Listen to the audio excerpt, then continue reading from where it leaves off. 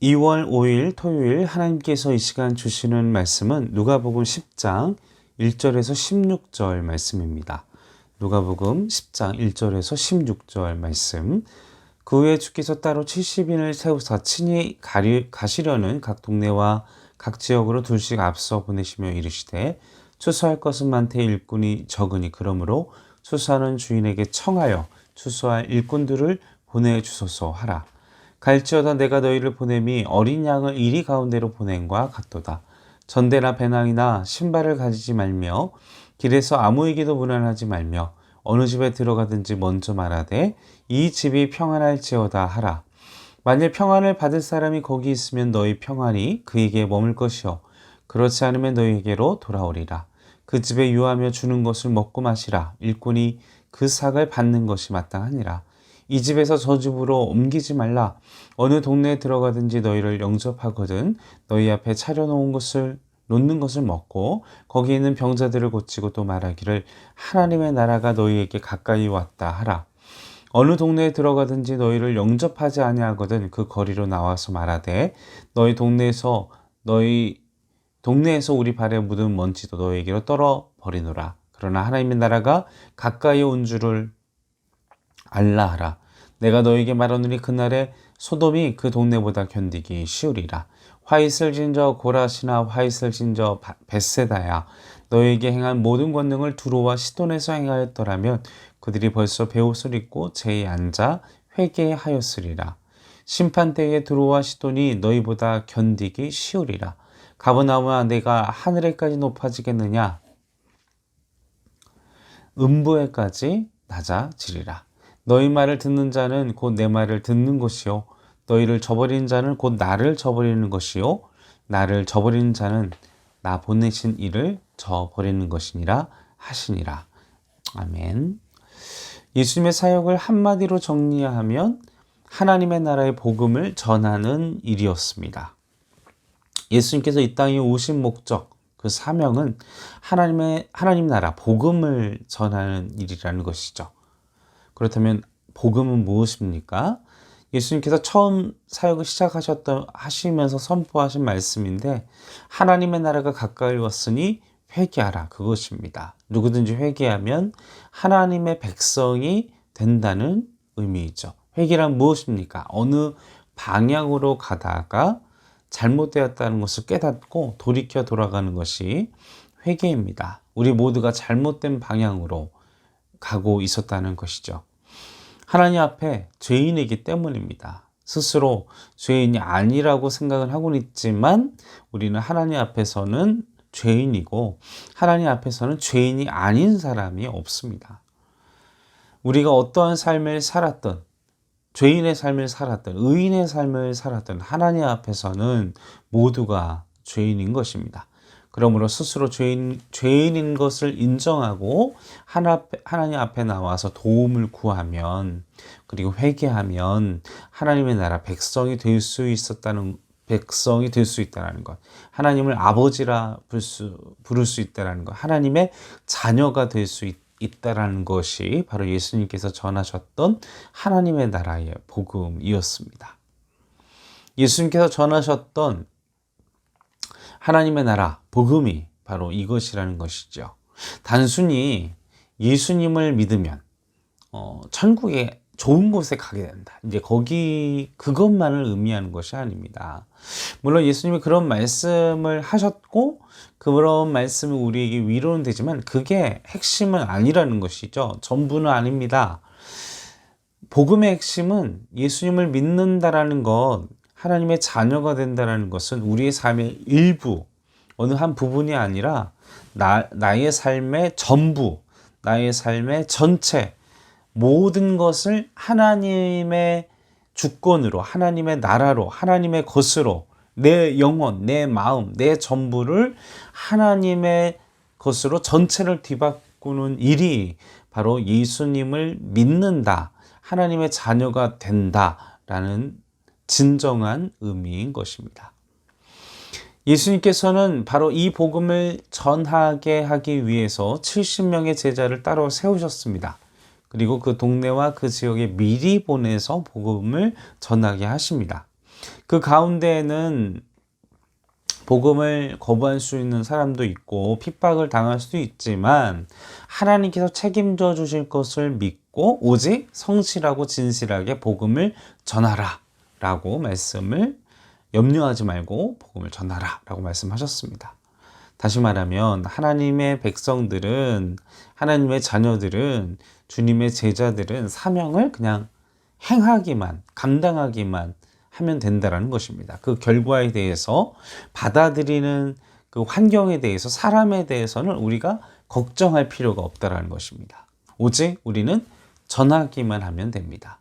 열심히 우리에게 주신 하나님의 일들을 행하기만 하면 된다라는 것입니다. 그래서 주님은 첫 번째로 하나님께서 우리를 사명자로 복음 전파를 위해 하나님의 나라를 온전히 전하기 위해 사명자를 세우셨습니다. 이 사명자는 예수님께서 그 가시는 그 길들에 대한 곳을 미리 예비하고 복음이 확장되도록 하기 위해 이곳저곳을 다니는 사람들입니다. 우리도 마찬가지죠. 주님이 다시 오시는 그날까지 주님의 복음을 미리, 주님의 복음이 그리고 심판되어지는 그곳에 미리 우리가 복음을 전하는 것. 이 사명자들은 예수님께서 세우셨다는 것입니다. 여러분 기억하십시오. 주님께서 세우신 사람들이 바로 우리라는 것입니다. 세운다는 의미는 그 원어적인 세우다는 단어의 의미는 의무나 책임을 부과하다는 뜻을 가지고 있습니다. 의무나 책임, 이게 다시 말하면 복음 전파는 두 번째로는 어떤 의미를 갖고 있다는 것입니까? 복음 전파는 선택사항이 아니고 우리의 의무이자 우리의 책임이라는 것입니다. 주님께서 우리를 주님의 사명자로 세우셨는데 두 번째는 그 복음 전파라는 것은 우리에게 의무이자 그리고 그것이 우리에게 주어진 책임이라는 것입니다. 다시 말하면 3절에 우리의 말과 행동을 삶으로 그리고 말로 행동으로 전하는 것이 우리의 책임과 의무인데 3절 말씀 갈지어다 내가 너희를 보냄이 어린 양을 이리 가운데로 보낸 것 같도다. 자, 그런데 이 복음, 이게 복음을 전하는 책임과 의무인데 어디로 가라고 말씀을 하시는 걸까요? 여기 말씀은 장소에 제약이 없습니다. 어느 지역으로만 가라, 누구 어떤 대상에게로만 가라, 어느 시에만 가라 이런 제한을 두시지 않았습니다. 이것은 유대인들 그리고 단순히 사마리아 사람, 이스라엘 사람들에게만 제한되어진 복음은 아닐 것입니다. 이방인들에게, 세상 속으로, 그리고 주님을 모르는 자들에게, 세상에게 그 세상 속으로 가도록 주님께서는 제자들에게 명령을 하신 것입니다. 나와 비슷한 사람, 생각을 같이 하는 사람, 내가 편한 사람들에게 가는 것이 아니라 전혀 다른 환경과 전혀 다른 사람들에게 다가가서 주님을 전해야 했다라는 것입니다. 예수님을 모르는 사람, 죄의 길을 걸어가는 사람, 멸망을 향해 가고 있는 사람들에게 예수님을 복음을 전하도록 했다라는 것입니다. 우리는 단순히 내가 편하고 내게 익숙한 사람 그리고 내 입맛에 맞는 환경 그곳으로만 가는 것이 아니라 내가 경험해 보지 못한 사람 그리고 내가 처음 경험하는 장소 그리고 내가 해보지 못한 그 시간에 주님의 나라와 주님의 복음을 우리는 전하도록 말씀하셨다라는 것입니다.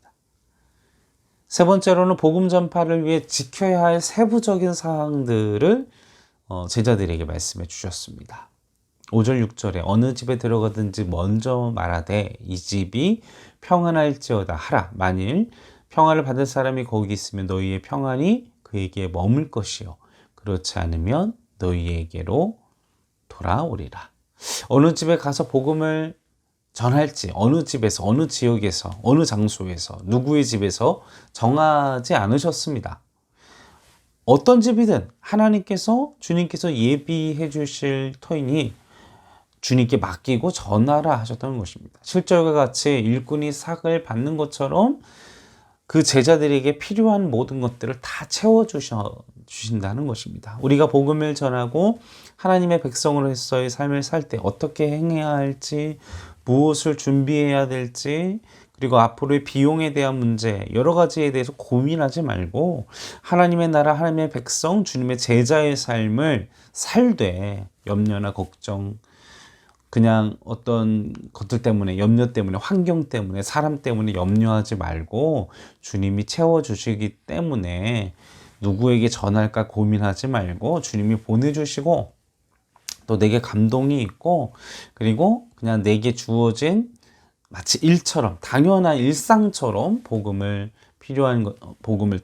전하도록, 그러할 때에 우리의 삶 가운데 필요한 모든 필요를 다 채워주시고 하나님의 백성들이 하나님의 나라의 일을 감당할 수 있도록 도와주신다라는 것입니다. 또 세부적인 사항 두 번째는 복음 전파의 결과에 대해서 신경 쓰지 말라라고 말씀하고 계시죠. 13절에 15절에 고라시나 베세다야 뭐 여러 가지 말씀을 하시면서 너가 이 이야기할 때 이 복음을 내 이 기적들을 행했다면 이 두로와 시돈이 복음을 전하면 이 기적들을 거기서 했다면 아마 더 많은 일들이, 이 얘기는 무엇입니까? 고라시나 벳세다야, 이게 복음을 전했던 이 지역에 대한 명칭이죠. 그곳에서 기적들을 엄청나게 행하셨고 기적을 베푸셨지만 아무런 예수님을 영접하지 않아서 예수님이 막 화가 나셨던 것입니다. 주님도 거절감을, 복음에 대한 거절, 복음에 대한 실패를, 정말 예수님도 정말 안타까우시고 화가 나셨겠죠. 예수님도 복음에 대한 거절과 복음에 대한 거절하는 무리들을 경험하셨다라는 것. 하물며 우리가 그 결과에 대해서 막 걱정하고 염려하면서 한다라는 것은 아주 교만한 생각과 마음이 아닐 수 없습니다. 우리는 주님께서 명하신 대로 결과에 대해서 신경 쓰지 말고, 주님의 말씀도 이렇게 거절하고 이런 사람들이 있는데 우린 결과에 대해서 상황하지 말고 주님께서 주신 명령대로 그냥 무조건 전하는 것이 우리에게 주시는 말씀의 도전이라는 사실인 것입니다. 자, 마지막으로 말씀을 정리합니다. 우리가 기억해야 될 것은 무엇이냐? 우리를 내가 사명자가 된 게 아니라, 내가 선택한 게 아니라 주님이 나를 선택하셔서 부르시고 사명자로 세우셨다는 것을 기억하시길 바랍니다. 여러분들이 내게 주신 구원의 감격과 구원의 은혜들을 누리십시오. 하나님의 자녀된 특권들을 누리시면서 사십시오. 말씀에 나와 있는, 그리고 우리의 기도 속에 찬양과 예배 속에 주시는 은혜들을 누리면서 사십시오. 그 은혜들을 누리며 살 때 우리가 복음을 전하지 말라 해도 하나님께서 영혼을 붙여주시고 또 내게 도전을 주고 안타까운 영혼들이 있을 것입니다.